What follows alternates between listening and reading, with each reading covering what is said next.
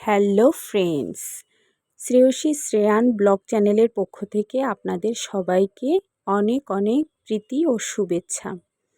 আজ আমি আপনাদের সাথে শেয়ার করব পুঁইশাকের পাতার বড়া ভাজি। প্রথমে একটি পরিষ্কার বোল নিয়ে নিলাম।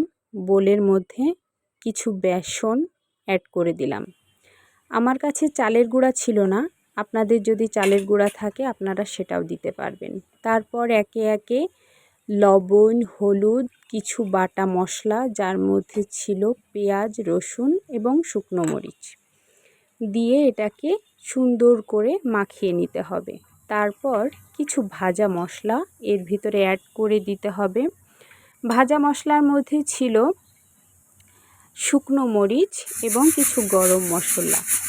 যাই হোক, তারপর সুন্দর সেই পাতাগুলোকে ব্যাটারের মধ্যে ডুবিয়ে এপিঠ ওপিঠ ভালো করে মাখিয়ে ডুবো তেলে ছেড়ে দিতে হবে।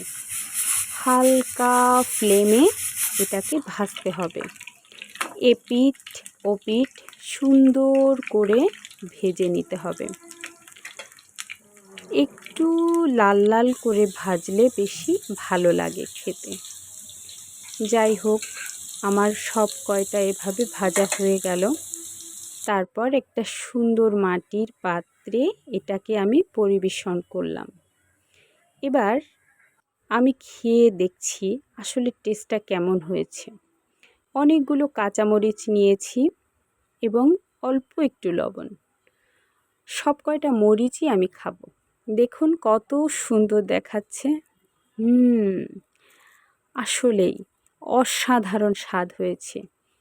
বাহিরে বৃষ্টি পড়ছিল, এর মধ্যে এই যে বড়া ভাজি দিয়ে কাঁচা মরিচ দিয়ে খেতে যে কি স্বাদ, এটা আপনারা বাসায় তৈরি করলেই বুঝতে পারবেন। আপনারা বাসায় তৈরি করুন এবং এই বড়া ভাজির কি টেস্ট এটা আমার সাথে কমেন্টে শেয়ার করুন। ভালো থাকবেন, দেখা হবে অন্য কোনো সময়।